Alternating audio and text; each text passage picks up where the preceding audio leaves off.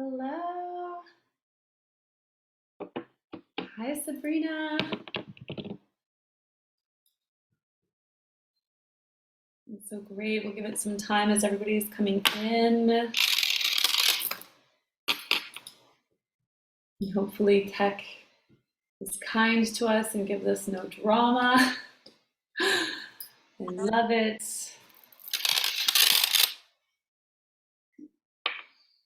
And I'm working with some flowers right now. Hi, Sabrina. Good morning. Hi. Hey. Morning. Where in the world are you right now? Now I'm in Ontario. In where? In Ontario. Okay. Oh, yeah. Well, that's nice. Beautiful morning for you then? Yeah, I got up super early. And I've just been outside doing the practices and stuff. Beautiful. Yeah, Just, yeah, just feel it. yeah. Today was such a beautiful day as well for me, very much outside. So much Hmm. like feeling nature so much today. I felt compelled, which I would never do normally, but I felt compelled to like clean the whole terrace and just like took care of all of the plants. And I was just giving so much gratitude to nature for all the beauty. And then I sent my husband a picture and he's like, you never do that. I'm like, I don't know, I just wanted to. It just felt so good. So I don't know, just feeling, yeah. I had a purge as well. And I thought that just makes so Uh-huh. much sense, like the last days of Invincibility. But I lost my voice a little bit, and then Yeah.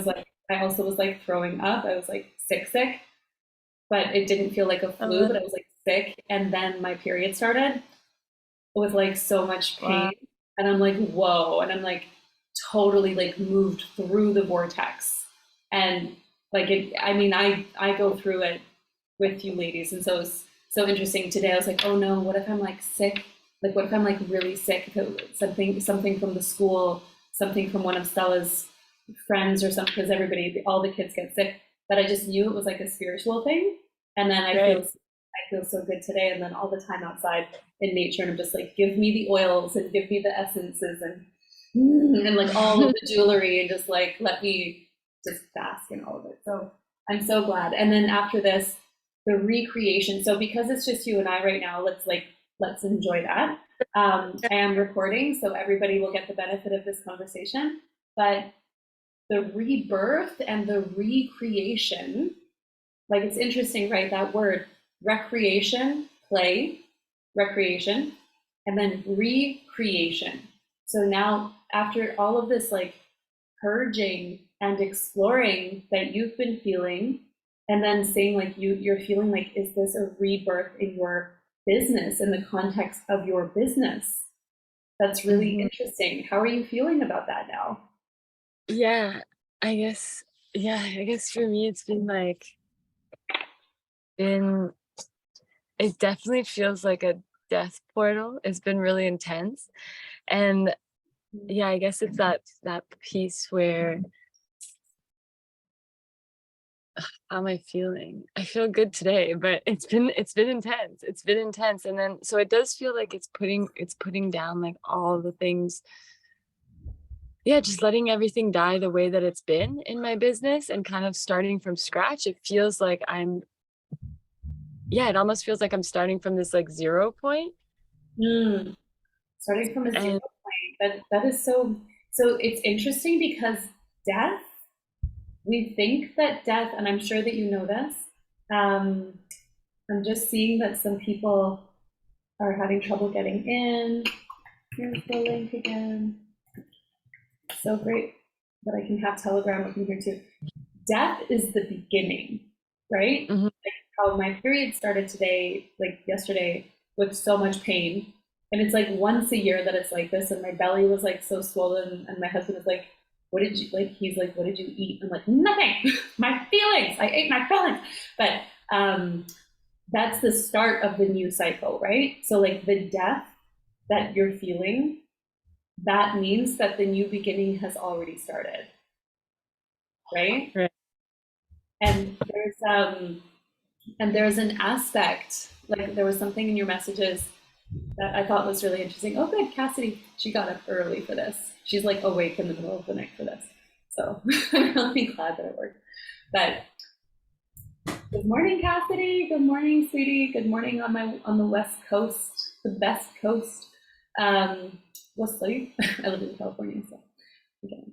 Um, the aspect of the feminine that you're bringing in, I just heard the word empress, Sabrina. Mm. No more of the maiden, like no more of the maiden who's like, notice me, choose me, I'm evolving, I'm growing. Like, look at, the Empress is just like, you get what I give you, and you are grateful for what I give you. And I welcome to the queendom. I am the one, that's my face on the money that you're using. I built those streets, and it is by my decree that you shall have flowers. You are welcome, because I am the Empress. So act like a queen, be the queen. Um, and there is an essence of responsibility. Like with money, we have receivership, the feminine. I receive money, love to receive money, amazing. But then we also have providership, which is the masculine, which is the responsibility of the money. So in my own manifestations, this is so, it just makes so much sense. Like I was about to say it's random, but it's not random. But last week, hi Brittany. Last week I was cleaning this office and I found like all of my journals for the last several years. And I just took a look through some of them. And it was like the way that I used to think of money is like I just want to have money. Like I want to receive money, I want to make money. No, I would say like I want to make money. It's like we don't make money, we receive money. I don't work in a money printing factory. I don't fucking make money. Money exists and I will receive it. Right? So now when I look at my journals, I desire, I don't need, I desire to receive a certain amount of money. And then that's how it evolved. That the way that I think of money, right, the way that I write about money is I include the intention. I desire to receive more and more money that flows into the safe channels of my life that are prepared to receive and hold and grow and circulate money. So it's like I'm choosing to infuse the desire with the ability to hold it safely, lovingly, responsibly. And this isn't like money's like a hot potato where like, oh, give me the money, but then I feel so guilty for having money that I have to go spend it and invest it and start a charity and donate it and give away my services for free. Money's not a hot potato that I'm like, don't give me the food, get rid of it. No, money is safe with me. I can hold it, infuse it, circulate it, nurture it, grow it like a tree, let it mature, and then share the fruit with people. That's like Right. Empress energy with money, right? It's fine. I literally wrote this morning in my journal, like out, like stepping out of the maiden phase into like that mother archetype, like that. Yeah, embodying that. So it's funny that you said that. Yeah.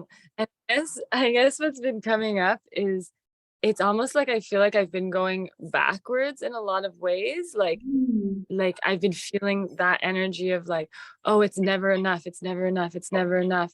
And then the shame at where I've arrived, like that, that's what's been circling around me. It keeps coming back, like, oh, I'm only here, like I've only, like, oh, I was on a good path, like I was going up, like I never like hit like super high numbers in my business, but like it was like a steady increase. And then it's like I just, yeah, I had a hard time being with where I'm at. So actually being like the 0 point felt better, feels better than actually looking at my business in a continuous way, because it's like then I just get like overcome with shame of like, oh my God, how am I here? Like it feels like I'm in the minus, and I'm just like, Well, and then that, like that feeling realized me, right? And then it's like, okay. yeah, and like Yeah. that's the human. Um, if we don't if we don't feel safe with money, we will always find a way to either not receive it, or to get rid of it. So Yeah. one, two cool things to think about is number one, don't think about how much money you've spent. Like, think about the total amount of money that must have come through you, your business, or that you've received. I bet you that you're a millionaire already. I bet you that $1 million has circulated through you already. And like when you think about it like that, that's cool. I already have been a vessel that has received and circulated millions of dollars. Like that's really interesting. So that's one way to think. Like if money is a continuous cycle and it's a continuous flow, just like our period, like, oh no, now my eggs are gone. Like, oh no, now I have no more eggs. No, you get more fucking eggs. Like you have more eggs. Like, don't worry. Your period's gonna come again. Like, don't worry. Money is the same. Money comes and it goes. So what? So you've circulated already millions of dollars. Number two, It's ironic because my period often doesn't come, or it comes really late. So it's interesting because it was like 50-day cycles, things like that, like really pushed back. saving the So eggs, it's like that fear like that it's not coming. hoarding the eggs. Yeah. That's interesting. But it's definitely like a vision that I have in my mind when you're saying like, I'm only here. But if you think about somebody who's constructing a house, or like for some reason I'm seeing, and this is kind of a macabre kind of image, but like my husband is a surgeon, and he had to amputate somebody's arm well, not recent, but like last year he had to amputate. I know it was very, very sad. And she was a younger lady, so she was like 25. She made the choice. There was a toxic infection. There was like a blood poisoning kind of infection situation, and it was sad. But when I was asking him, like he tried, and they thought so many different ways that they could do their best to save that limb. But the girl was like, no, just get it gone so that my body has a clean start. And because it's very taxing for the immune system, already healing from that kind of an operation is massively exhausting for the immune system.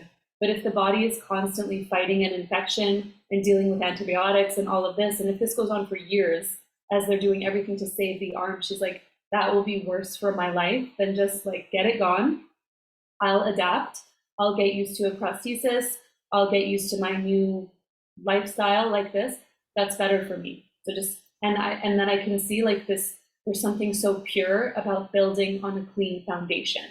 And when we think about like the essence of invincibility, it's fire, it's purification by fire.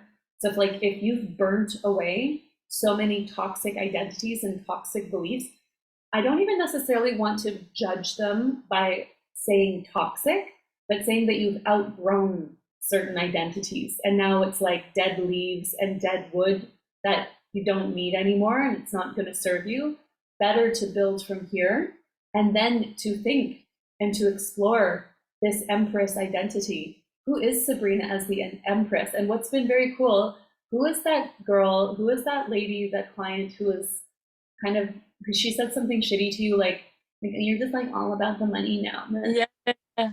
She came back to me finally. Yeah. She wrote me an email. And yeah, she was just like, oh, I'll get back to you. I'm going into retreat. Hope your program's going well. Talk to you after. Like as if it like nothing happened. She wasn't such as if she wasn't so mean. Okay, so like you're not available, for that. So like that's something we're gonna talk about Empress access.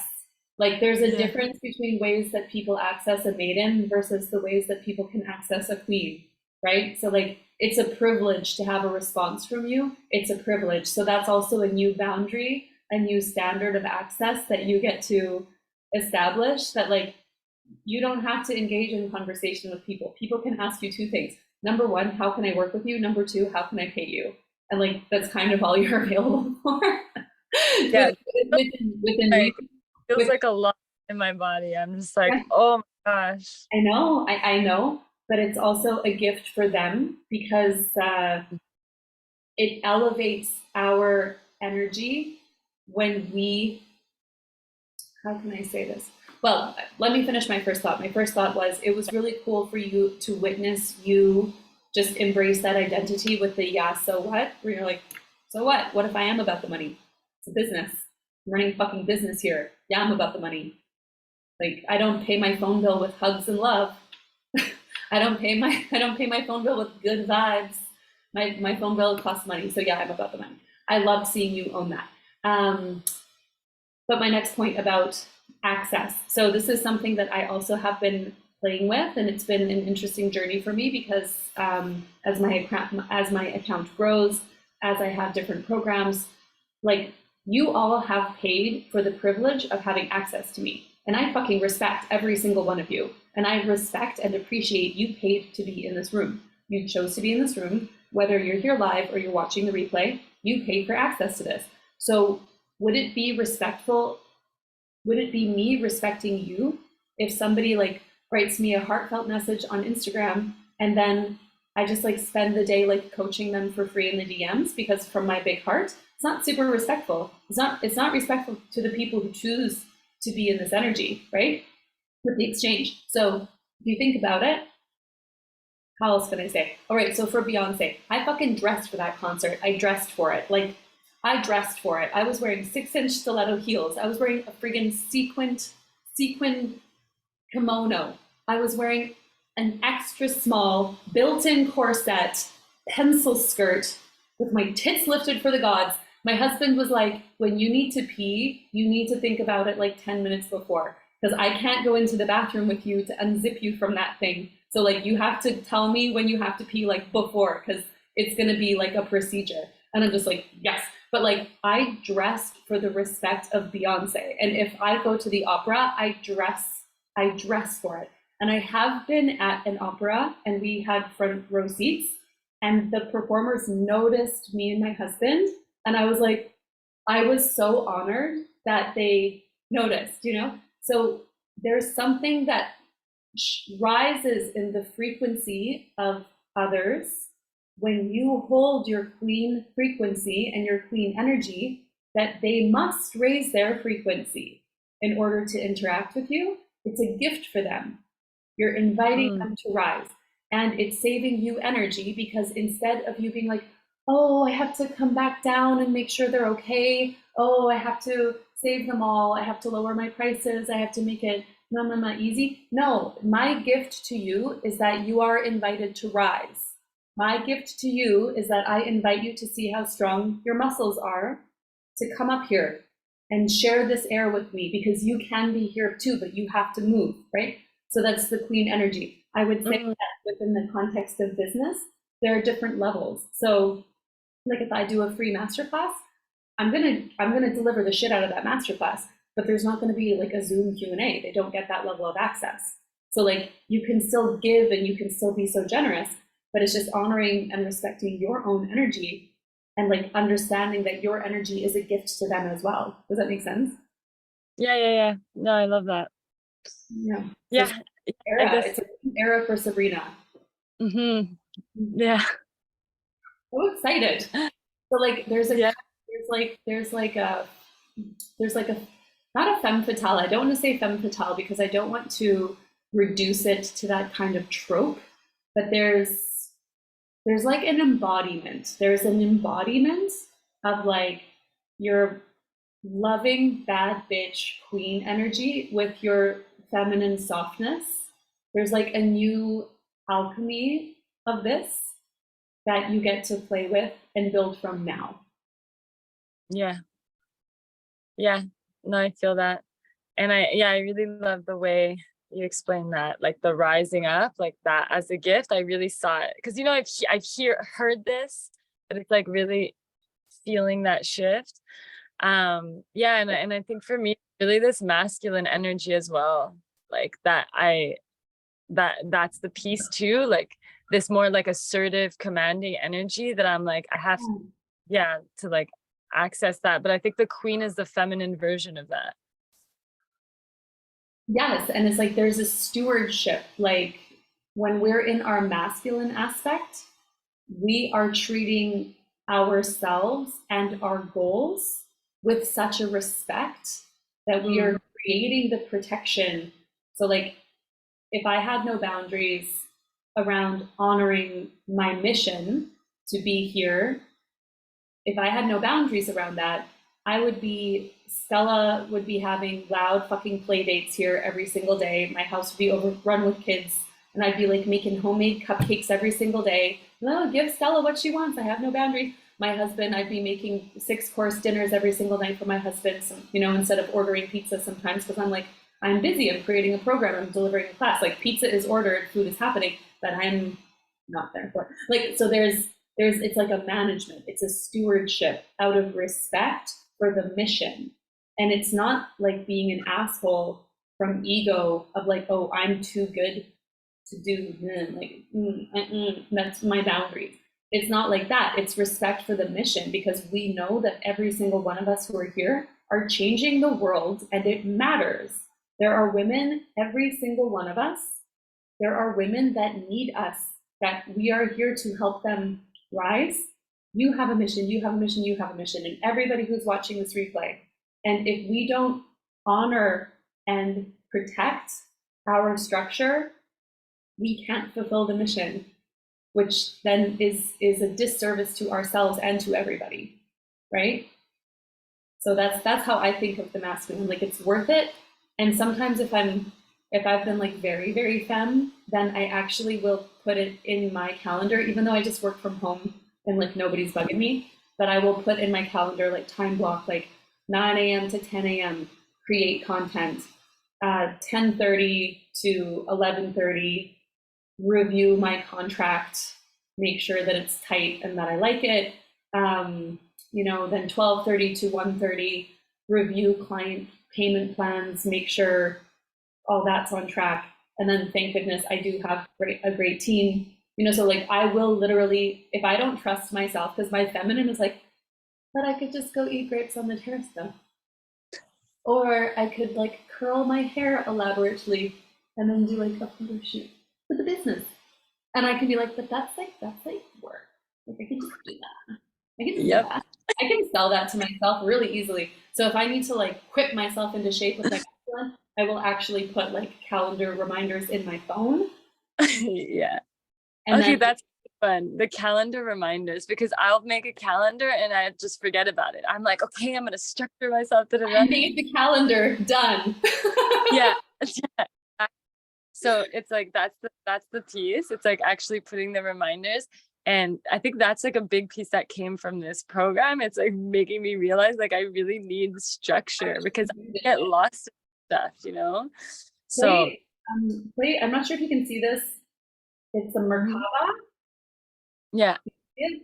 So it's so interesting. I bought this for myself in 2020, and it's so interesting. I dreamed about this, and so I found it, and it's been on my altar. But this is very masculine, like the blue, and then the Merkaba. It's like heart chakra. It's 5D, but it's also a very masculine aspect. And this, I felt very called to bring this to this call. I've got like a red candle happening. I've got some other things happening, but I would say bring that sacred geometry of the Merkaba into your practice, and just let it move around you and let it circulate. Let these shapes move around you, that it's like, this is my vehicle of masculine momentum that is protecting my feminine core. And like that, when I think of it that way, you should see the shit that I get done. And it's like, and then also, Brittany will know because she's worked with me for a long time, but the word Belohnung, do you remember the word Belohnung, Brittany? It's the German, oh really? It's the German word for reward. And it's the second word that I learned. The first word was coffee, Kaffee. Ich brauche Kaffee. The second one was Belohnung. I learned the word for reward. And then when my husband, once we were in Prague, and I learned how to say a few sentences in German, and I was like, darf ich bitte ein Belohnung haben? And that means, can I please have a reward? And he was like, what? Because like I didn't speak German. And then you know what? He bought me a pair of Jimmy Choos and a matching purse, and I still have them. And it was my Belohnung. Yeah, it was my Belohnung. So I work well. My feminine works really well with a Belohnung. So with a reward. So when you do the calendar thing, don't overload yourself. Even if it's just one serious masculine task that you do in a day, and if you do that like a couple of days a week, like for example, Thursday would be a good day for your masculine task because Donnerstag, it means thunder. Thursday is like the day of thunder. So to me, that's like a Mm. very masculine, like, it's like very hammering Thor kind of energy. But then have a reward for yourself. What's the reward? Do you get yourself a nice little treat? Do you get to buy, do a little online shopping for like $50 and just a little something? Or, Mm-hmm. I don't know, but some belohnung. And you only get the belohnung when you did the thing.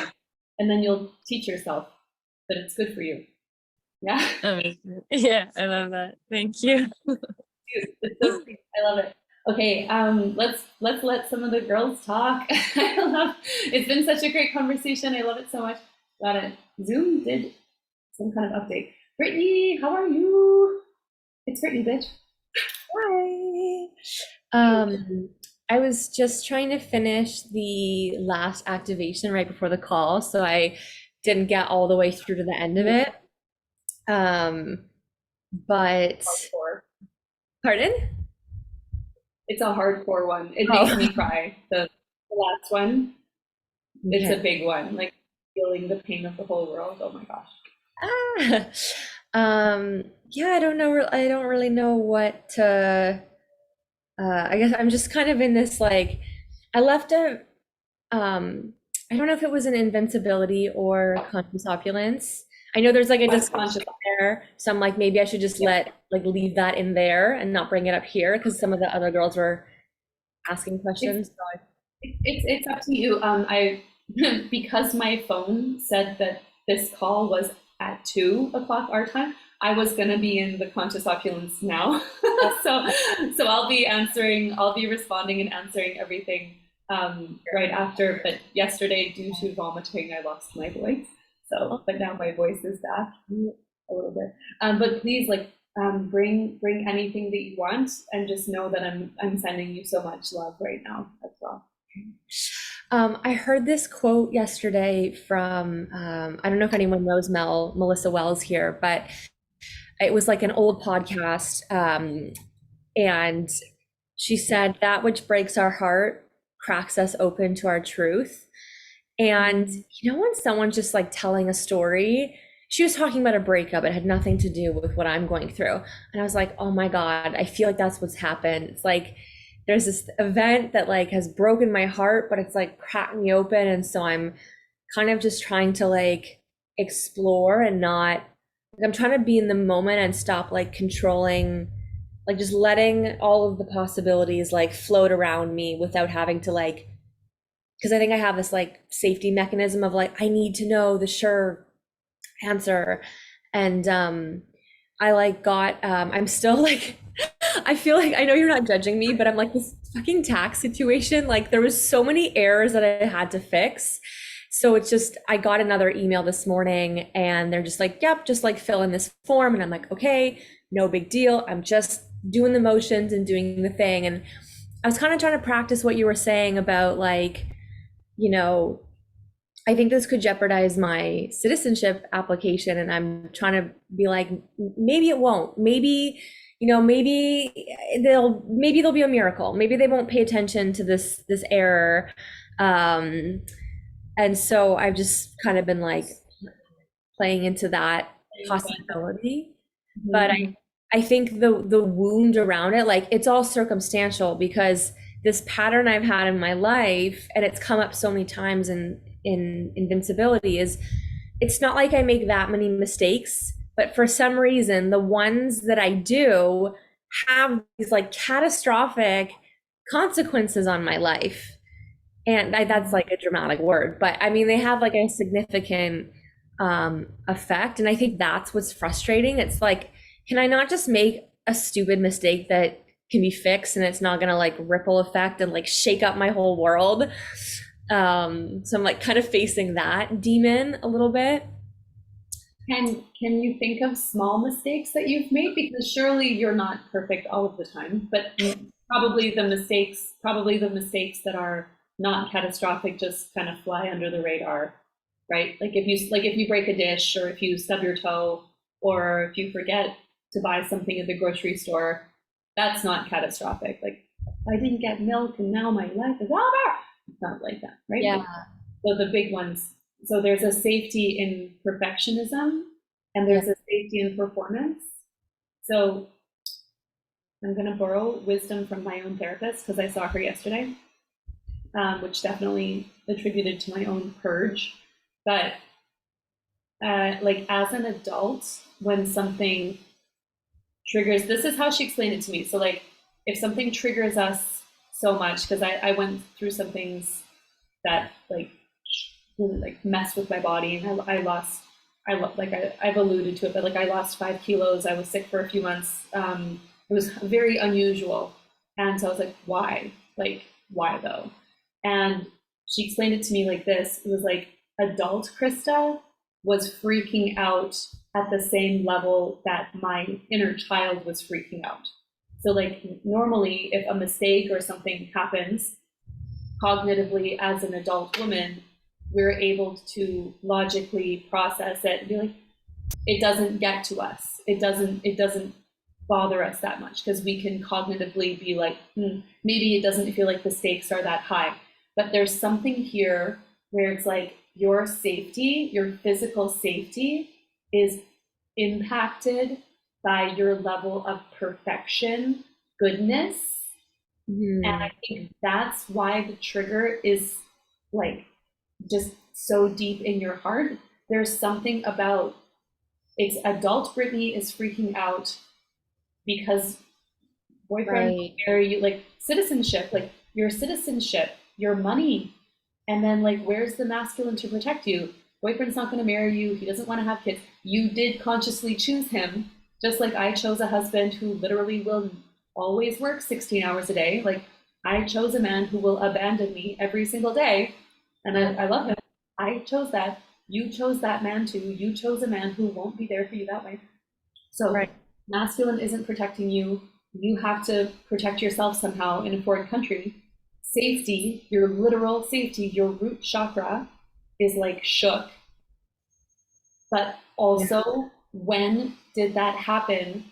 So like as a teenager or as a little kid, when was your perfection, performance, perfection, goodness, wisdom, when was that attached to your safety? Because that's the version of Brittany who's freaking out. And so then the question is, and this is what my therapist said to me, so I'm sharing this with you. I thought about it, but I haven't had a lot of time with it yet. But what would you say to younger Brittany if like all the feelings that you're feeling now, or like what would you say to a kid? So like my therapist, she was like, what would you say to Stella? And I was like, well, I would distract her. I would be like, all right, yeah, it's chaotic. No, I don't know the answer. Yeah, it is confusing, but okay, well, it's still lunchtime. Let's make sure that we eat something. I would find a sense of humor. That's usually what I do with Stella. So I usually try to find a way, like but I'm also honest with her. Like I don't bullshit her. I tell her what's up. But I'm like, don't worry, we'll figure it out. Da da da. And like I'm more optimistic. So then my therapist was like, can you speak to yourself that way when you feel out of control? And I was like, I feel like I might have already told you this, but like just when you said that, and I won't make this like a whole story, but there was a time when I feel like grade seven, man, grade seven was just the year. And my mom kept threatening to send me to a group home. And I didn't know what that meant, but I had already lost my biological father by the time I was 3, and then my adoptive father when I was 12. So my mom, I just remember sitting at the kitchen table and she's like, I'm going to get rid of you. I'm sending you to a group home if you don't like get your shit together. Because I couldn't focus in school because I was dealing with so much fucking trauma, right? But my mom thought it was like I was willingly not focusing in school or something. I don't know. And I just remember feeling this like fear of like, I'm going to lose everything and everyone. And then there was something that shifted in grade 8 when I went to that next year. And I was like, well, I'm going to have to start getting my shit together. And I don't know what I did. I guess I think that's when I started to like consciously pay attention, get better grades in school.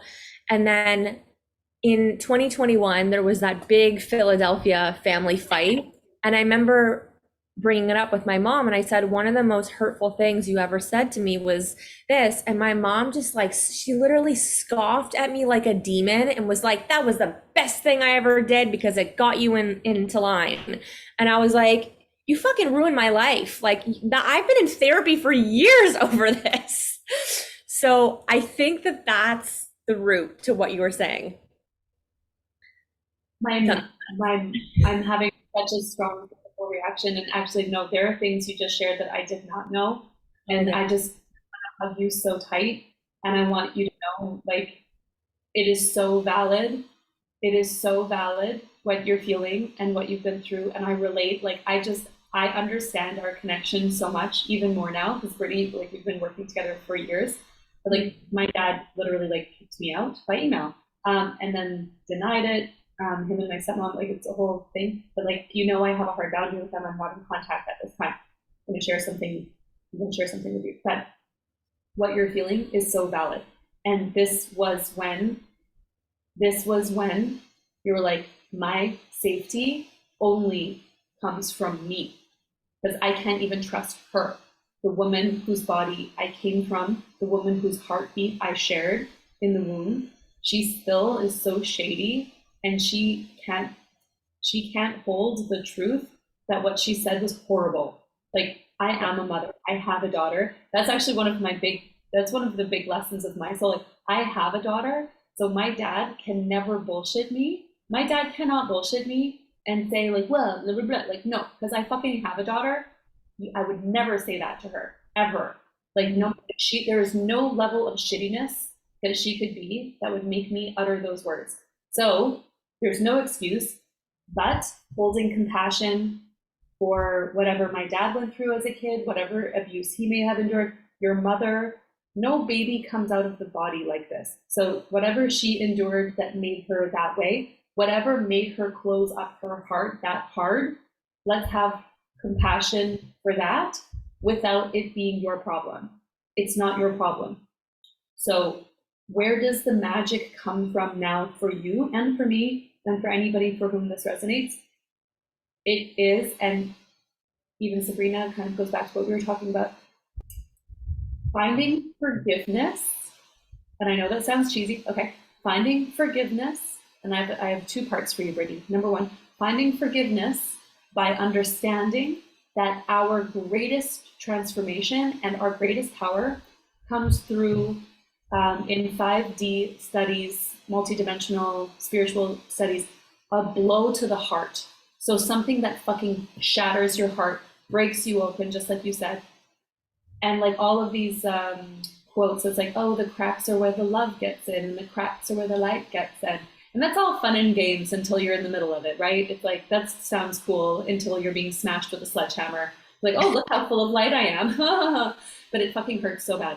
But I like, it feels like, for me, this feels like it makes sense. The pattern will stop when we lean back and say, this pattern is doing such a good job of making me who I am. Thank you, pattern. Thank you for making me who I am. This is being, and it's even just having that cognizant thought. Thank you for making me who I am. Thank you for the refinement. You're doing such a good job in your role. So like this thing with your mom, like, you did such a good job in cracking me open. Thank you for cracking me open. And then the second part, there has to be some kind of division there. And like, you guys are still very close. And I think that she does do a lot to try to make up for it in some ways, but like, she can't verbally, spiritually own it, but she tries to do a whole bunch of other things for you. And that's her journey. That's her journey. But for you, so can you love your mistakes? Right? Because like, when you were a kid, this is the thread. So when you were a kid making mistakes, I'm gonna get rid of you. You lost him. Because when you're little, you don't understand. They're just gone from your life. How could it have been prevented? Why? But they're just gone, and it breaks your heart. But you're in heartbreak. The person who's supposed to comfort you threatens to throw you away like garbage. And then your only safety comes from you finally being good enough. So can you like love your mistakes? Can you love yourself unconditionally? And like that feels like the biggest mission. And maybe that's even a mission in your work, to help women love themselves unconditionally. Like, and I mean, I think even like photography and videography and directing, it's like, because it's raw, like you don't want people to be perfect. You want to feel their essence. Yeah. That's what makes it good, right? Yeah. So can you love your own mistakes? Like, I almost want to know, like, exposure therapy. Are there some mistakes, like, would there be some mistake that would be like kind of on the edge that you could let yourself make? Like, I don't know, but just so that you could test that edge and just be like, and I love myself, and I still love myself. Yeah, I feel like with the mistake on my tax declaration of last year, I feel like that is that edge because I all I can do is surrender. Like there's I can fix the mistake and then all I can do is like see what happens. Mhm. But I think this really is like the root of, because I'm sure from the outside it's like, why is she so like, you know, like riled up over this thing? Because it's like it is this like deep fear of like, well, when I make mistakes, I'm going to be like exiled. Like it's not okay to make So, mistakes. and it's so interesting that you put yourself into a country and a relationship where that is like literally possible. Like, like Yeah. you could I, have moved to a different province. Like you could have just moved to a different province. You could have moved to BC, but instead you're I like, did. I went to Quebec. yeah, exactly. So it's, but so therefore, like, I love that we're laughing and like, I love having a bit of a sense of humor about it. But like, if you could imagine, Oh, sorry. You know what? tell me what. The thing about France is that, and maybe this is like an unconscious, like I might have known this from a past life, and well, I guess you're in Europe, so you might kind of know this, but France is like unforgiving with like paperwork and administration. Like it is the country where in Canada, you weren't shamed. In France, you make a mistake. I swear I've experienced this so many times in my early years where it's like, oh, you should have known. Like that is like the French response to everything. So it's like, and then I moved to this country where it's like all the time. They like love you. Isn't it interesting though that it's also such a sexy culture? So like there's an interesting thing. Like so Germany, there's a lot of strength, but they do also totally shame you, and they're absolute dicks. Oh, they do. Like that maybe it's different than France, but like they are obstinate, so obstinate that it's shocking, and it's like, are you a human? Like so, but they don't do this the mocking ridicule like they do in France. Can you make it into a sexy game? Maybe that would be a good. I would do that if I were you. Like if I was them, I'd be like, I am a bad girl. I am so bad. And it's interesting that they're like that in their political system and in their masculine structures, but like it's also like the sexiest, sluttiest, like sex game country. You know what I mean? So like there's a polarity there that's really interesting. So I would play with the polarity, and if I could like I would like trick my brain to be like, ooh, I get like a slap on the bum. I am so bad. Yes, I am. Oh no, I am so bad. Ooh. And like make it into, even if you just think of it now, like maybe it'll just make you laugh a little bit, and then the sense of humor will help you get through the stuff. But interesting to recognize that like this is how we reclaim the power, is to say, I chose this. I did choose this. So that means my soul chose this lesson. And when I love myself, that means I must love the agents that made me who I am. And so there's like a divine acceptance. There's actually a practice that I wanted to share today that I think is perfect to drop in right now. So this is actually, it's interesting. It's specifically about healing parental shame and trauma. So who else has that? I do. Yay. Honestly, everybody does. Okay, so there's there's 3 steps to this, actually. First step is spend some time writing out lovely things that people have said to you about you. So this is kind of like the bragging step. This is kind of like the bragging step, but this is a very therapeutic practice. So think about your best friends, think about a loving family member, people that you have worked with, could be clients, could be coaches, mentors, could be boyfriends, lovers, anybody, strangers. Like, think of, honestly, try to make a really good list. I want to say at least 11 things if you can, but as many as you can think of lovely things that people have said about you to you. And then you write them out about yourself in the present tense. It would be like you would write like, Brittany. So I mean, I know that I praise your creativity, and I think that you're just like so funny and witty, and and also such a light. Like every time you're in one of my containers, I always am so happy because I'm like, hey, Brittany's here. Like you add, for me, like you add light. It's like sunshine energy that I feel when you're with me. So that would be a nice thing to be like, Brittany, I love your sunshine energy. Brittany, you have such a lovely sense of creativity. Like write it about yourself in the present tense.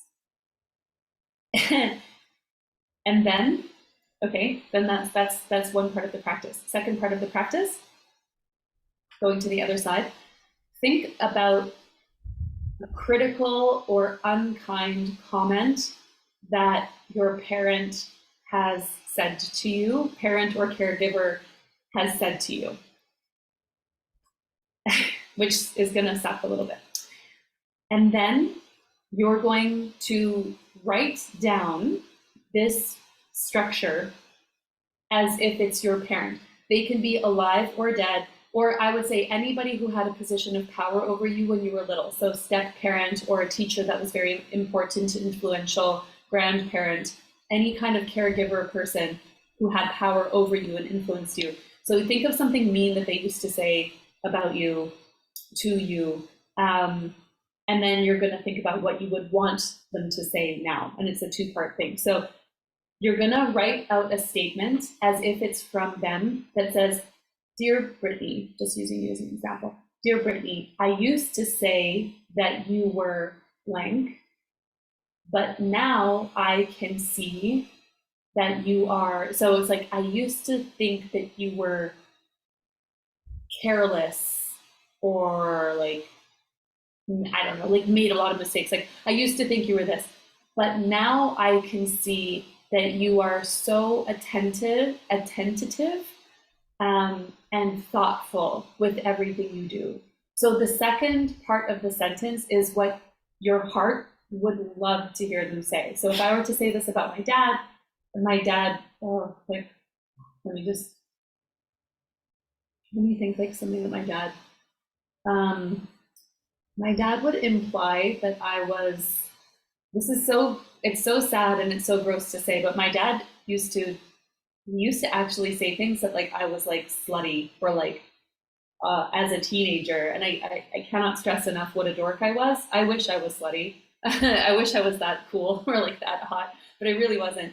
But it's like, it's a shitty thing to say. So if I was to do this for myself, it would be like, Dear Krista, I used to say that you were promiscuous, but now I actually can see that you are so judicious and respectful of your person. I would love to hear my dad say that. That would make my heart sing if my dad would say that, because that's a real wound I have. So you're going to think of some of these mean things that you've heard them say, and then you're going to flip it and say, I used to say or think that you blank, but now I can see that you da da da, and then make it with whatever you want them to say. And this is going to rewrite your past programming. The point of this is to get your brain and your heart to accept the concept of unconditional love. Unconditional love for yourself from yourself, from others, from the universe, unconditional love. And you really have to check yourself. Is what I'm writing expressing unconditional love? And then that's not the last step. Okay, the very last step, it's a beautiful writing practice and you might feel complete, but if you want to take this all the way home, then home run. Then you're going to take your phone or any kind of recording device and you're going to read both of these things out loud to yourself, and you're going to listen to it every single day, either throughout the day or when you're falling asleep. That you listen to yourself saying the things that people have said that they love about you. Ah, Krista, you're so funny. Or, oh, Krista, you're such a good cook. Or, oh, Krista, you're so whatever. Listen to yourself, say this to yourself, and then the sentences, I used to say this, but now I can see that you're this. I used to say this, but now I can see that you're this. And if you do this, make the audio recording and then play it back for yourself and listen to it every single day. It will reprogram and recode your unconscious mind, and people have reported like massive transformations within like 4 days, within a very short period of time. So the next time that I do Invincibility, that will be hopefully something that we do with it. But that is a big one. So that I guess could be like a nice kind of closing practice that I could recommend. How does that make you feel, Brittany? Since I kind of tapped that onto our conversation, how would that make you feel? I feel like I guess my question would be, if would, by saying the negative things, like, could that maybe pour salt in the wound, or is it something that's meant to be like neutralized by having? It's meant to be neutralized. So the idea isn't to re-traumatize yourself, but the idea is to tap into your heart. So like this would be a practice that you do after meditating, after, I would say, after grounding into the earth, after connecting to divine love. So like from a space of your heart feeling filled, then it's like, let her come out and talk to you and share. So like somebody, like the trophy wife, I think I shared it, but like the trophy wife thing, when somebody said I was a trophy wife to my husband, and it like hurt me so bad. And it was just like, because I'm so much more than that. And that actually hurts my heart, because being just pretty meant I was unsafe, because my dad threw me away thinking, oh, somebody else will take care of her. She's so pretty. So like, from your heart-centered practice, let little Brittany come and talk. And I want you to imagine that she's like holding your hand and like looking up at you, being like, this hurt me really bad. And be like, okay, come on, let's make it right. Come and sit with me. Let's make it right. And just like have that union, have that communion with her. And like, when you can do this for yourself, truly, stuff will just make you laugh. Like other mean stuff that people do, and the paperwork stuff and the mistakes, because you're just gonna feel little Brittany, little Sabrina, little Cassidy, little Krista, just gonna feel her little body plop on your lap and be like, it's okay, baby, let's make it right. It's okay. Hey, it's okay. It's, why are you crying? You don't have to cry. Cry if you want to. I've got you. You can cry, but we're gonna make it right. You know? And so I guess that's kind of a breakdown of the concept of reparenting, but it's so pure. And like, we all just need that so bad. And then I think when we're creating in our businesses, in our work, in our world, when we're showing up, then you're giving from overflow, right? Then your heart is truly filled, and then you're giving from overflow. And I think that then you also have a gift of seeing through people's bullshit even better. I totally do. Like, I think that's the number one thing that I'm like, I can just tell when someone's self-censoring, and I know like exactly why, just like psychically, because I know what their wound is, even like protecting. Yeah. And then like, I think that's so beautiful. Like, that's such a cool gift. I guess I can sense kind of the same thing, like when I'm starting, like when I'm having a private container and it's just starting, I can tell if a person is posturing because they want to impress me a little bit, or they want to be like, oh, I've done the work, like I've done quote unquote the work. But it's like I know that you're protecting yourself because you're afraid of being vulnerable. But guess what? Like we're here to be vulnerable. Or like when we're at a party and if my husband is like, oh, my wife is a life coach, and we're like, oh, well, my life is perfect. And I can see, but like we all want to feel safe, and it's just like I honor and respect. Like those walls can dissolve, and like I believe that we dissolve them with love. But it is such a gift. Like when we are on the other side of this kind of work, and I mean for you, like to be able to draw it out of people, it's so interesting because like when you give as an actress or a performer, it's like you're giving to them, and then you're evoking a feeling with the performance. But then when you're on the other side of the camera and you're directing them, it's like I'm letting you come out your essence, not, and it's just such a beautiful gift. It's a beautiful gift that we have. Let me just see. I'm going to read the comments really quick. And then Cassidy, would love to invite Cassidy to come and chat as well. Can you use this with friends from childhood? Absolutely. And bullies. Yes, absolutely. I love when Beyonce said, the best revenge is your paper, like making money and being successful is the best revenge. And I lived on that for probably decades. Like I cried so hard at the concert. The Survivor album, like 2001, that was after my dad kicked me out. And I was like rebuilding my life and didn't know what was real. And I told my husband, like in the car, I was like crying on the way back from the concert. I was like, this album, like when I was a teenager, and I just had to survive. Like Beyonce said, so I just like survived. And my husband's like, okay, like I didn't get it. But now I know the best revenge is your paper. No, that's not true. The best revenge is a heart that is so healed that we can love anyway.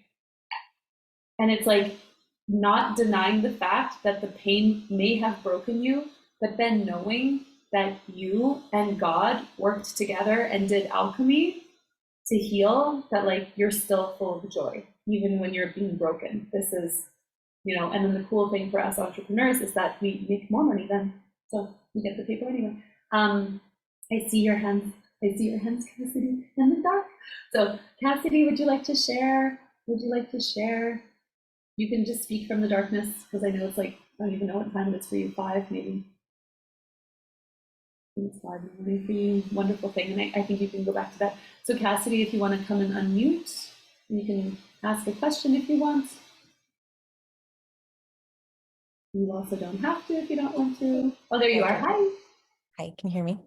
Yes. Okay, I have to be kind of quiet. Don't wake up the dogs.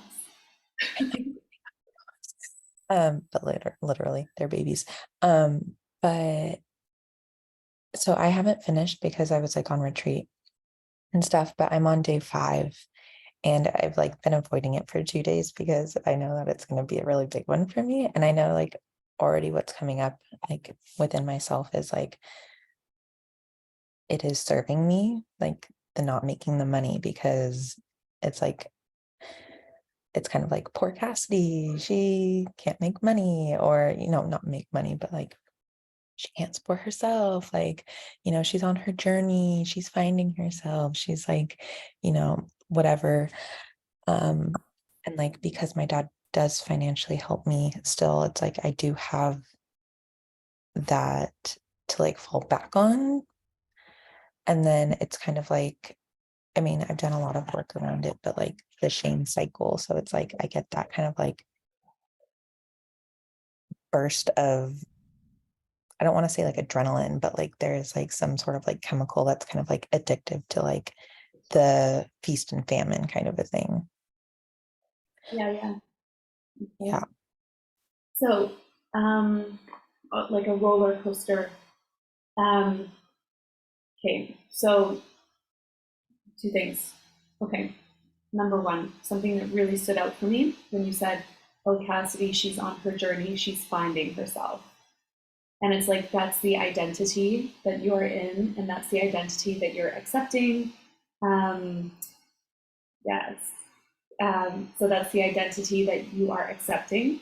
So I would love for you to play, knowing that this is all fluid, play with the identity. Who is Cassidy when she is found? Who is that Cassidy? So she's finding herself, okay? Who is she when she's found? So, like, the version of me that I am right now would have intimidated, terrified, confused, bamboozled Krista from like 2018, 2019, when I was in like some of the deepest, lowest, like right at the edge, like something had to change, either like something fucking had to change. If she would have encountered Krista right now, it would have seemed easier for me to become like a dinosaur than for me to become what I am right now. But the journey takes time. It's like micro shift after micro shift. But I did have to have a vision. What could it be? Imagine being free. And for me, like money or whatever, like success, financial success, it's like freedom. Like I can book a flight. I can go to Italy with a girlfriend. I can go see my mom. I can buy those Louboutins if I want. I don't have to ask. It's just a feeling of freedom. So explore, who is Cassidy? What is your freedom identity? And like, this is the golden thread of your highest success timeline that I dropped into the. Yeah, I've done that one a few times. Have you? I am so obsessed. Brittany, I don't know if you have it yet.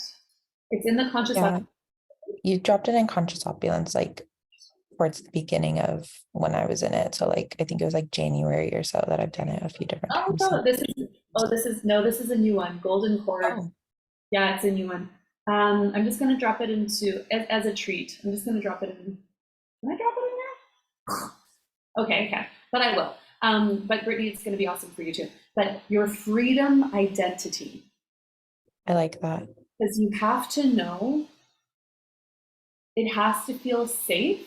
I want to say exciting, but it has to feel safe and certain of like, where are you going? So like the identity of Cassidy. And then the second part of this, I want you to create a role in that identity, in that vision of your freedom. I want you to create a role where you still need your dad and that your dad still shows up for you.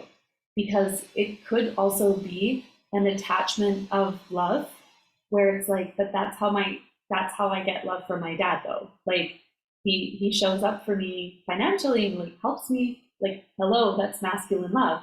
I still get bitchy if my husband doesn't pay for stuff. Like, even though I can afford to get whatever, like I get bitchy and offended. I want him to take care of me. Like, that's my little girl inside wants a man to be like, I took care of it. And I was like, I want that. So let your dad still have that role. So it's like, imagine maybe like you have your own big house that's like, oh, but my dad paid for the garage to be built. Yeah. You know, I wanted a house, but then my dad paid for the garage. Or like, I bought my own house, but my dad paid for the marble island in the kitchen. So like my dad put down like the 50 grand for the marble in the kitchen and like, thank you, dad. Or like, do they create a role where he's still helping you? Because it's going to show your heart that you're not going to shed that love. You're not going to get rid of that love. Does that make sense? Yeah, no, totally. Yeah. Because my dad, it's not from a place of like control or like trying to make up for anything. It's like literally, he always says like, what does he say? He's like, it's God's money, I'm just the dealer. Like, that's what he says. He's like, it's God's money, I'm just the dealer. So he like just, like he gives because he wants to. It's not because there's any sort of like ulterior motive or anything. So it's like, I definitely still like desire to receive that support in some way. It's just like, I do want to be financially free. Like, I do want to be financially independent in the way that like I get to take care of myself and create this like freedom identity, like you're saying. Yeah, so there's two aspects of this. There's freedom, and it's kind of what Sabrina and I were talking about. Freedom and responsibility. So, and like those are two sides of the same coin with money. And I think we were talking about this maybe before you hopped on, Cassidy. that responsibility with money is different than having money. Having money, Yeah. like sitting in a box in my room, that's not a big deal. But responsibility with money, so the taxes, the savings, the investments, even just dealing with the way that people treat you. Like when I started making more money in my business, and I'm like celebrating that because I want to be a lighthouse for women to see you can fucking be an entrepreneur, you can make great money. Like I want to show people what's possible, so I'm not going to gatekeep and like hide my success. But then guess what? Like having some clients be like, oh, like I just can't pay you. It's like, oh, you think I have so much money that like your contract doesn't exist anymore? Like, or dealing with family members who judge me, treat me weird, or like, you know what I mean? Like fights with people. Like it's weird. Like there's some weird shit. So like when it comes to money, think about whatever money you're used to receiving, and then imagine that times 10. So like fights with money, imagine that times 10. Clients being weird, imagine that times 10. Tax bullshit times 10. Like, and it's like, can I hold the responsibility of the money? And then that's like, tap through it, breathe through it, feel into it. I trust myself with money. I trust myself to hold money. I honor myself with the responsibility of money. I honor my freedom identity. I trust myself to circulate the power. And like, I can hold the big receivership. I can hold the big responsibility. My ovaries are that big. My tits are that big. My shoulders are that strong. My legs are that strong. My body is built to hold big money. I can. And so who is that identity? So then you can think, but like sometimes we don't know what we don't know. So think about what feels normal for you with money like right now. So bill comes, you pay the bill. So just add a few zeros to that. So like imagine like a $20,000 invoice, and imagine paying it and being like, nothing, neutral. Imagine you're going on a retreat. Imagine instead that it's a 5-month luxury retreat that's like $50,000. So like just whatever is already normal for you in your identity, in your freedom identity, just stretch it. Try to times it by 10 and then play with it, because that will give you a blueprint that you're already a little bit used to. It will give you a blueprint to work off of so that it doesn't feel like you're just dreaming in a fantasy land. That might help stretch a little bit. But then being willing. So you're on day 5 of Invincibility. This is really exciting. So we're going to continue in conscious opulence. So you can totally still drop into conscious opulence and share your aha moments, because we're all going to be supportive of that. I would say around like day 7, 8, in my opinion, that's when it starts to get kind of like tied up with a bow. So I would encourage you to push through it.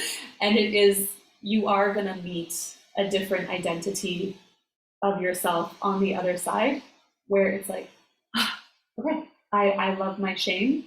I accept my shame. I embrace my fear. And I see that my fear actually super duper duper turns me on. And I see, like, that's where the roller coaster, the feast and famine, that's what I wanted to say as well. So this roller coaster of like feast, famine, and then feeling like highly motivated when you're in like a famine state, that bar is going to get shifted. So it's like the threshold of what sparks you into action. And that's like the havingness level. I think that that's day 8. I think that's around day 8 that you start to explore the havingness. How good can it be before it has to be bad? So that's going to be really interesting. But then even to just witness and just to allow, like, I'm letting it be shitty because I'm waiting for that blast of goodness, and like just telling yourself, I know that that's how this goes. So I know I'm doing this to myself because I'm waiting for that blast. So like for me, how this used to show up in a non-business related context, there was like the revenge body thing, where it's like, I'm gonna be so hot. Like I'm gonna be the hottest, fittest, most smoke show bombshell. And that was like a revenge that I took. This is so interesting to say this, but I'm fucking saying it. But I used to do that to myself because I was mad at my husband for not paying enough attention to me.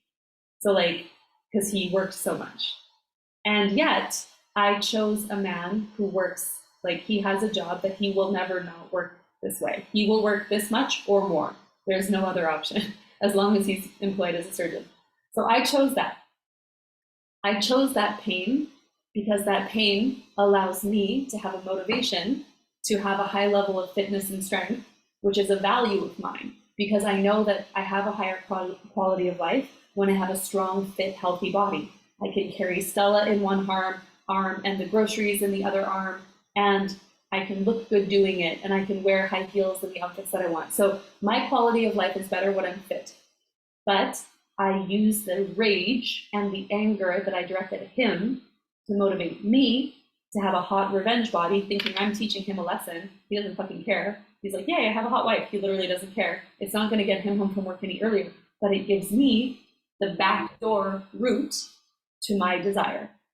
So what is the, I'm interrupting everything. What is the feast and famine cycle? What's the backdoor secret desire that it's giving you? Is it the loving attention from your dad and the close connection to your family?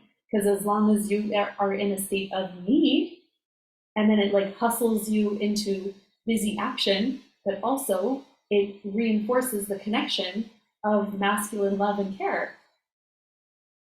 Mm-hmm. Maybe. So then if you wanted to, you could write down a list of all the ways you know your dad loves you. And like any of them, like they're not about money, but like, or like here are the ways that I know I'm loved. Like, how does love show up in my life? So it's like maybe your sister makes you a coffee, and like, yes, your dad helps financially, but there are other things too. Like your dad like looks you in the eye when he's talking to you, or he always answers the phone when you call, he always texts you back. Your friends show up for you like this. Like what are all the other ways that you know that you're loved?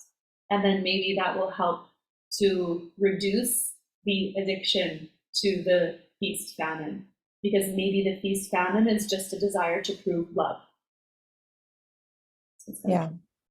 Feast famine helps me to know I need to show the fuck up and make money. Exactly. We let it get that bad. It's like, this is so common. It's like people push it to the edge. Yeah, that's definitely it for me. It's like, how far can I go? And like, how far can I like test the limits? And like, this shows up in like other parts of my life too, that I've been like literally like yesterday, I had 2 instances of this.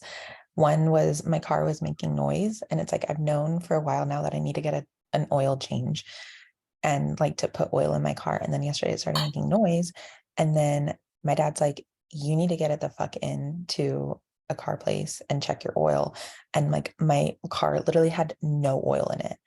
And I was like my engine could have blown up at any moment. And so I was like, okay, like, and then it was like also like the drain in my bathtub, like was just like, I needed to clean it out because like long hair, and it was like water wasn't draining anymore. And I was just like, okay, this isn't the quality of life. Like, and I deserve so much better than this. And it's like, I don't need to push it to this level of like, how far can I go? And like, so it like shows up in other parts of my life. And I know that this is like a big, like Saturn return, like I'm entering my Saturn return. It's like, I'm aware that like there's like all of these things about responsibility coming up, and I've like prepared myself for this for like 2 years now.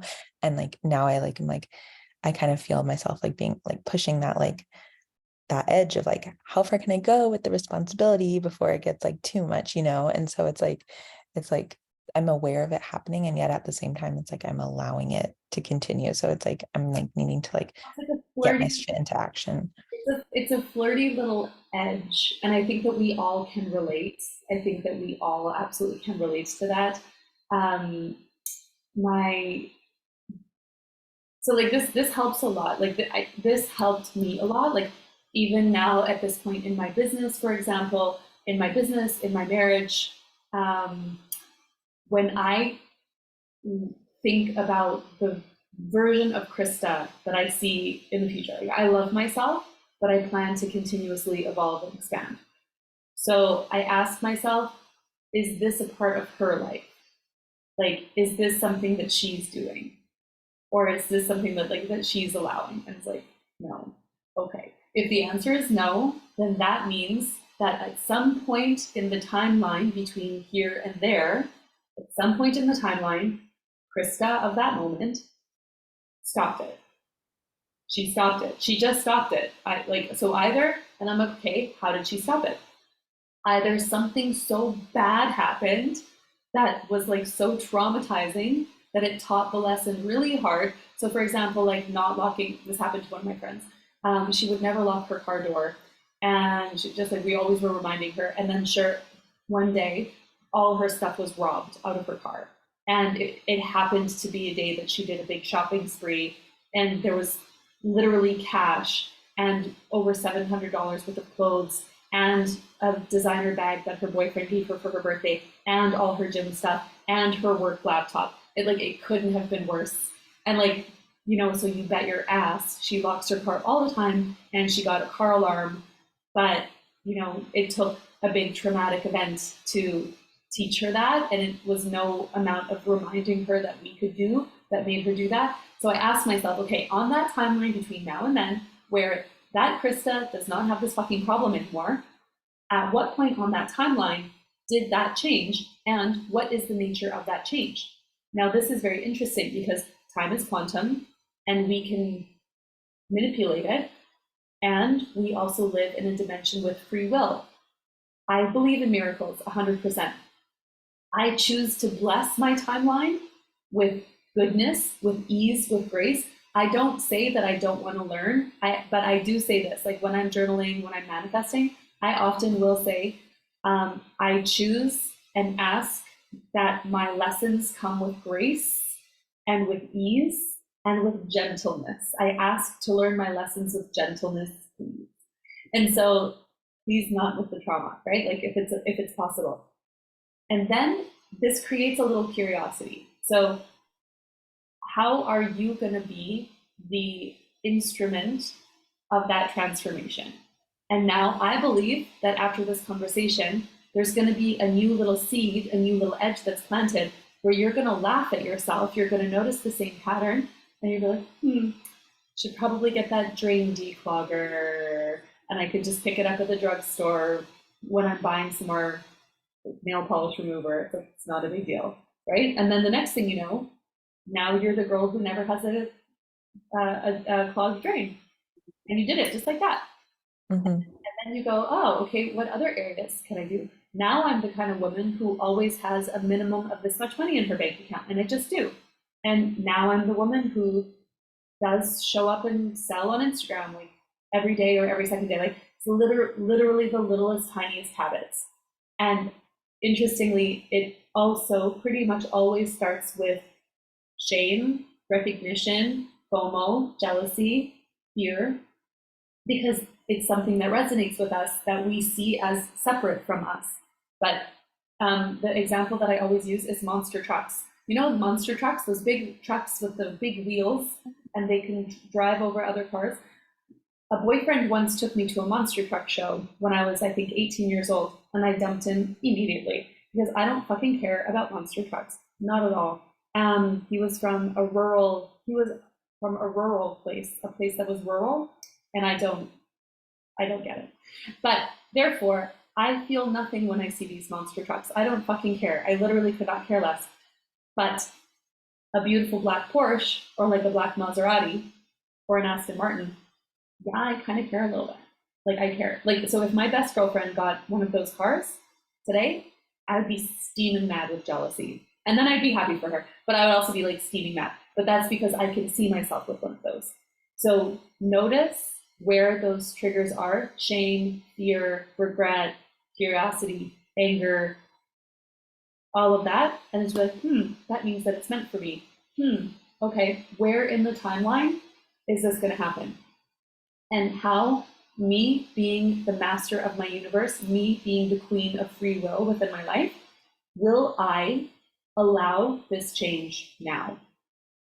Will I allow this change now? So that's a very interesting way to phrase it, where it's taking all of the power back from the transformation, I have to change, I should change, I'm so embarrassed of myself. Not that, but rather in the queen energy. Interesting, I'm saying this as Sabrina is messaging in the chat, because queen energy says, will I allow this change? So if we are the empress, if we are the queen of our life, if we are the queen of our timeline, it means that every single thing in that timeline is there because we let it be there, is there because we chose it. I chose these streets, I chose these flowers. That's where I put those resources, that's where I put those resources. So now as the queen, will I allow this change? I will allow it. That's different than saying, oh God, it's not good enough, I fucked up, I have to change. Completely different. I will allow this change. Completely different. Yeah. Yeah. And I wanted to say as well, just a helpful piece when it comes to money, shame, money, seeing, so like we were talking, Sabrina and I were talking about how her vessel as a being has already received probably millions of dollars and circulated millions of dollars, perhaps million or millions. If you think about every single dollar that you ever got in your whole entire life that has moved through you, moved through your life, probably millions, or at least a million by this time, which is cool. But when you can, shit, did I just lose the train of thought? Shit. What was it? Circulating the money. The vessel. The vessel. If you are the vessel for this money, then you can be the vessel to, you're the vessel for receiving, you're also the vessel for planting, and you're the vessel for expanding and growing. I think there was more to it, but the train of thought just left my mind. It'll come back. When it comes back, I'll put it into the group. But monster trucks. Yes. God, I wish I could remember that last. That's okay. I like that you said, will I allow for this change? Because something that came up for me earlier, and then I've noticed in like the last month coming up, is like with these like smaller programs, whether it's like in here or in like a different coaching container that I was just previously in that ended, I feel like I go into it and it's like, yeah, I want to change, and then I don't feel like I really change that much because I don't actually show up. I'll like start the programs, but I never finish the programs. And so I think it comes back to like that allowing, like I'm allowing this change versus like I want, or I feel like I need to, or, you know, this is my opportunity to, but like not fully allowing for it or being willing to receive that transformation. I allow this change. That it is it's a complete different concept. So like in for example, like in my perfect day, I like that's how I say it for myself. So the one, it's the golden cord of your highest success timeline. Basically, it's the perfect day practice. It's my own practice, but my practice, I say here, and I read it every single day when I meditate in the morning. I'm coding my consciousness with this. I wake up in my clean, tidy house, minimal but vibrant. That's like the second sentence of this thing. And I noticed that lately, I used to feel very resentful of doing like a tidy up around the house because of like Stella makes a mess, or I'm cooking dinner and like shit, shit just gets messy. Like Stella has all her arts and crafts stuff all around the house, or laundry, it's got to be done, like just life stuff. But I used to have like a shitty attitude about it. But now something has happened where I noticed lately I'm like doing a tidy up around the house before bedtime. I used to feel rewarded by the idea of like, it's my mess and I'll clean it up when I want. So then I would wake up in like a messy house, like, oh, Stella's shit is over there, my coffee cups, there's my wine glass from yesterday, the laundry is not folded, it's over there in a pile. Totally normal stuff. But it changes my energy for the day when I wake up in a clean house. I can see that my highest self believes that she wakes up in a clean house. So the interesting thing is that that's my timeline choice that I only recognized it yesterday because I think when my period came, then I had to go like locate my period supplies and stuff. And then I was like, oh my gosh, I totally organized this house. Like, oh my gosh, it's totally like shit's fucking clean. Like what? But so I chose that timeline change. I didn't have to, I didn't force myself. My husband didn't fight with me about it. He's a clean freak, I'm not really. I chose that timeline change. I allowed that timeline change. So what can you allow? What are the habits that you can allow that will then create that reality that you see for yourself in your freedom identity? Very interesting. Yeah. So I think I think there's so much good here. I wanted to say, like, I know that I love that this was so intimate. The replay is going to be so amazing. I did pull a card from the White Light Oracle deck. Love that one. That's my favorite. Yeah, I love it too. Let's see. And the one that I pulled today for myself was just like, it could not have been more on point. It was like, you need to not pollute yourself. I was like, oh, yeah, I've been polluting myself. I'm giving too much. So let me just, okay. So this was a card I pulled for this container as we close this container. Let's see if you can see it. Nope. It will not focus on the card. It's a mystery. It's part of the fun. I'll post it into the group, into the Telegram. Out of confusion, a clear and progressive pathway is opening up for you. It is an auspicious time to give generously to yourself and to others, enriching the quality of your connections, expressing spiritual blessings of goodwill and encouragement from your heart. A powerful blessing is entering your world. A prayer is now being answered in a beautiful way. Spirit gives freely and generously of all good things, and the task of humanity is to learn how to receive. The key to receiving is an open, surrendered, generous, and trusting heart. And it's number 38, it's the chalice, Devara Patra, the Holy Grail, the sacred chalice. This is so interesting because we've been talking about the heart, so and giving from your overflow. We are all here to fill our own cup of our heart with love, with light, give from the overflow. Heal ourselves, let ourselves heal. Sit your little inner child self down with you, bump her on your knee, and say, it's okay, baby, let's do it. Yeah, I see you're crying. I see that you're sad. I see that you're scared. But guess what? We're going to fix it. Wipe those tears away. Let's do it together. And I know that your inner child will do that because that's what my baby does. That's what my star does. So what a beautiful card. It couldn't be better. It couldn't be better for us. Okay. I love it. This is going to be the most beautiful replay. Thank you all for being here. Cassidy, you're going to continue your journey in invincibility. Don't quit on yourself. It gets so good. The first few are intense. I know that. You feel stronger. Like like I said, it gets tied up with a bow as you get to the end. And then the last one, number 10, is like bonkers bananas. Like you can't believe how good you feel after you do number 10. You are so welcome, Sabrina. You're so welcome. You allow it in your timeline now. Queen energy is the vibe. You don't know if you would be surprised how fast $1 million happens. If you think from your entire life, from being a little kid, I mean, like every meal anybody has ever bought you, every like rent anybody has ever paid, like we literally all have already been in the presence of millions and millions of, like, sometimes I do this example for myself too. I will look outside my window. I will look at all of these houses in this like rich area that we live in. I was poor when I was little, so I know rich people. These bitches are rich people. I'm not rich. But I look at these and I say, okay, that's worth €1 million.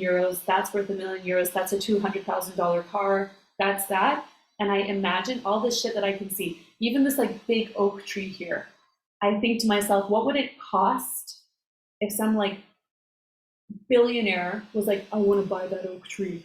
What would it cost them to buy that oak tree and like scoop it up and relocate it, which would be such a mean thing to do. But if they did, what would like a few, like what, like $10 million? Like what does a fucking oak tree cost? A 300-year-old oak tree. So I look all around me and then I imagine it turning into like liquid gold, zeros and ones. And then I breathe it in and I say to myself, I'm already around it. It's already a part of me. Therefore, paying my bills is no big deal. Sending invoices is no big deal. Selling high ticket experiences is no big deal. It's no big deal. There's like, I just inhaled like $500 million in value of whatever that's just, that I can see with my eyeballs right now. So that would be an interesting exercise for you as well. It's not a big deal. And I guess I want to say this too. I was asking myself today after this big purge, this big emotional and physical purge that I have had, in these last couple of days. The next program that we're going to do, because normally I sell the next program halfway through the current program, but I didn't do that with Invincibility. And maybe I could sense that there was a shift. But the next program that we're going to do is a program on the masculine, the feminine, and money. It's going to be like Safe, Sexy Wealth, which is a program I did last year, but I know it's going to be like majorly vamped up, majorly jazzed up. Because yeah, like I want us to get into this masculine receivership and providership. So there's going to be I literally, I don't have the name for it. I don't have the branding. I don't know when it's going to happen, but stay tuned. And everybody who's in Conscious Opulence, you get it automatically. And if you want to upgrade to it, if you're just in the Telegram level, then get in on the pre-sale, because you know there's going to be a pre-sale. So I'm excited, but I want you all to know as well, while we're still sitting here, in this perfect day that I read to myself all the time, listen to what I say about you people, okay? My clients make so much money. They are in their full embodiment. My clients are money magnets, and they are creative geniuses, and they receive money every single day. So this is my wish and my prayer for you that I'm sending out. You are all rich ass queens. Yes, exactly. Kelly just in Conscious Opulence, Kelly had a massive money win. I've had other clients as well. My DMs have, like, I have other clients. I won't tell other people's business and spill other people's tea, but like thousands and thousands and thousands of dollars happening. In my world, you are already all multi-millionaires. And this is the love that's happening. So your job is to receive it and then to choose on the timeline, what are you going to allow? What are you going to allow? And think about your rich life, your freedom life. There's no cloud trading. There's no ratchety car making a whole bunch of sounds. Like, you know what I mean? If a person had a tooth, like fix the fucking tooth. Like the rich version of you doesn't have a janky tooth. That's tooth fixed. So, all right, I love you guys all. I could talk to you forever. I'll see you in the Telegram, the Invincibility Telegram. We're going to wrap it up today, and then we'll move back into Conscious Opulence Telegram for all the stuff. I will be answering and responding to everything there. I love you all. I'm so goddamn proud of you. Don't quit. Do this again and again, because this work always works, and you'll get something new every single time. So I love you. Thank you guys for being here, and I will see you on the next one. And I'll see you soon. Bye. Ciao, guys. Bye, Brittany. I love you. Bye. Bye, Sabrina. Ciao.